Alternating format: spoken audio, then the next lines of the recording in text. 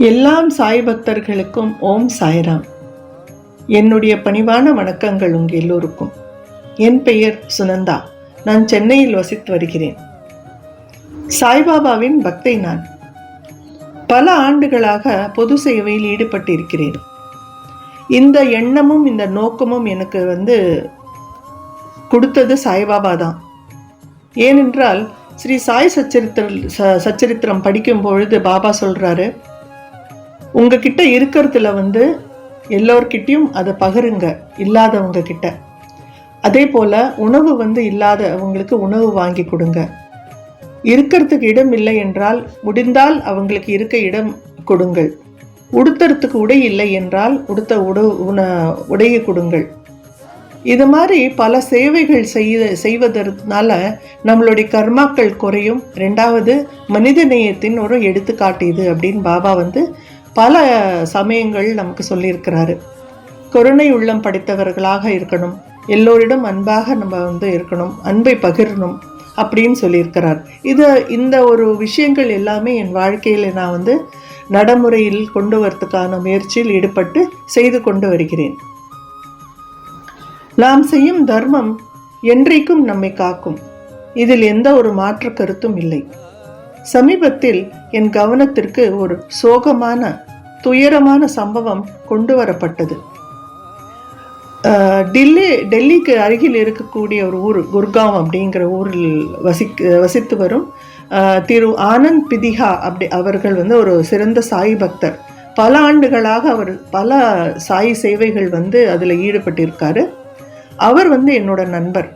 அவர் சொல்லி தான் எனக்கு இந்த விஷயம் தெரிஞ்சுது. மத்திய பிரதேஷில் ஒரு சின்ன கிராமத்தில் அவருக்கு ஒரு நிலம் இருக்குது. அந்த நிலத்தில் தான் அவர் விவசாயம் பண்ணிட்டு இருக்காரு.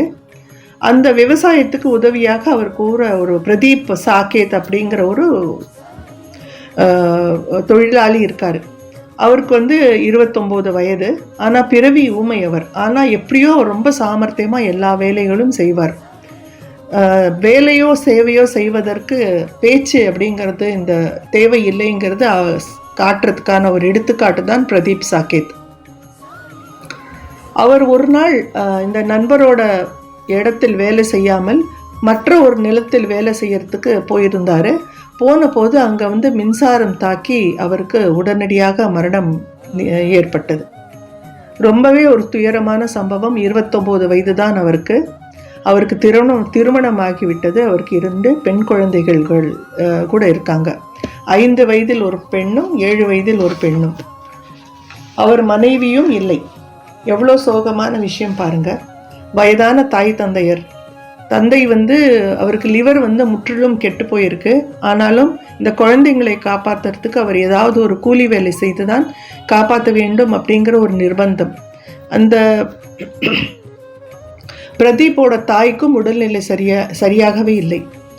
அவங்க வீட்டோட தோற்றத்தை பார்த்திங்கன்னா நான் புகைப்படங்கள்லாம் இதில் அட்டாச் பண்ணுறேன்.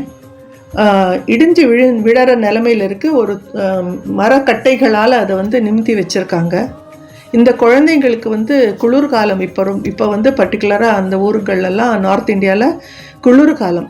ஸோ அந்த குளிருக்கு அவங்களுக்கு தேவையான உடைகளும் இல்லை. அதுலேருந்து அவங்கள காப்பாற்றிக்கிறதுக்கான ஒரு ப்ரொடெக்டிவ் இதுவும் இல்லை. எப்படின்னா ஸ்வெட்டர், அந்த மாதிரி பிளாங்கெட்ஸு, போர்வை எதுவுமே இல்லை அந்த குழந்தைங்களுக்கு. பள்ளிக்கூடம் போகிறதுக்கான ஒரு வசதியும் இல்லாத ஒரு நிலைமையில் இருக்காங்க. உணவே ரொம்ப கஷ்டப்பட்டு தான் கிடைக்கிறது. ஏன்னா இந்த தாத்தா ஒரு செங்கல் சூளையில் தான் வேலை பண்ணுறாரு. அங்கே போனால் அவருக்கு ஒரு நாளைக்கு 300 ரூபாய் கிடைக்கும். அவரோட உடல்நிலை சரி இருக்கும்போது அவர் போவார். முடியாத அன்னைக்கு போக முடியாத ஒரு நிலைமையில் இருக்கும். அந்த 300 ரூபாயை வைத்து தான் அவரோட மருந்து செலவுகள், அவரோட வீட்டு செலவு, இந்த குழந்தைகளுக்கு எல்லாமே பார்க்க வேண்டிய ஒரு நிலைமையில் இந்த குடும்பம் இருக்குது. மிகவும் துயரமான ஒரு நிலைமையில் அந்த ஃபேமிலி இருக்கு. இப்போது இந்த நண்பருங்கிற இந்த நண்பர் இந்த பிரதீப் இறந்து போன சமயத்துலேருந்து அந்த குடும்பத்துக்கு ஒரு பாதுகாப்பாக இருந்து எப்படியோ அந்த குழந்தைகளுக்கு தேவையான பொருட்கள், அந்த குடும்பத்துக்கு வேண்டிய எல்லா விஷயங்களும் செய்து கொண்டு வராரு. ஆனால் இது எப்போதுமே சாத்தியமான்னு கேட்டால் அது முடியாது. ஏன்னா ஒருத்தரால் ஒரு மற்றொரு குடும்பத்தை முழுமையாக சுமக்கிறதுன்றது ஒரு கஷ்டம். இது ஒரு சேவையாக அவர் நினைத்து செய்கிறார். என்னிடம் இது சொல்லும்போது நானும் சொன்னேன், என்னால் ஆன சேவை நானும் செய்கிறேன். இதே மாதிரி நல்ல உள்ளம் படைத்த சாய் பக்தர்கள்கிட்டையும் நான் இந்த மெசேஜை கொண்டு போய் சேர்க்குறேன். யாரால் என்ன செய்ய முடியுமோ அவங்க செய்யலாம். எப்படின்னா, அவரோட ஜிபே நம்பர் இந்த இதில் கொடுத்துருக்கேன், இந்த பதிவில் கொடுத்துருக்கேன். உங்களால் முடிந்த உதவி மாதம் பண்ணாலும் சரி, ஒன் டைமாக இருந்தாலும் சரி, ஏதாவது ஒரு உதவி பண்ணால் அந்த குழந்தைங்களுக்கு வாழறதுக்கான ஒரு வெளிச்சத்தை நம்ம கொடுக்குறோம். எல்லாருக்கும் வாழற தகுதி இருக்குது.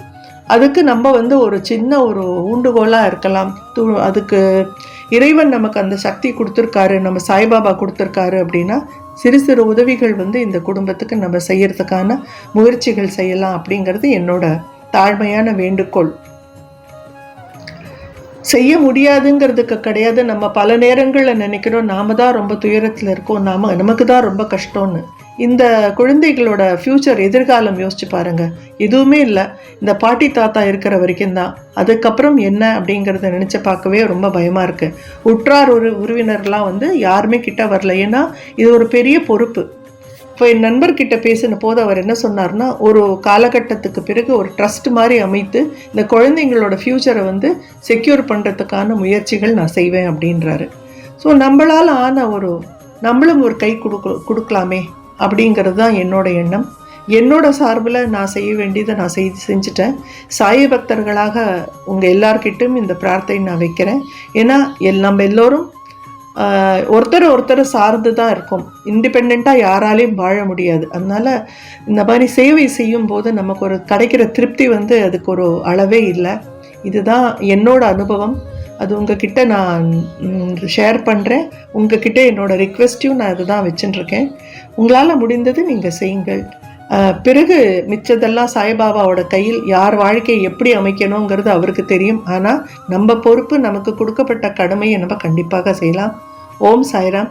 உங்களோட உதவியை நாடி இருக்கிறேன். உங்கள் எல்லோர்கிட்டும் முன்பாகவே நன்றியை தெரிவிக்கிறேன். ஓம் சாய்ராம்.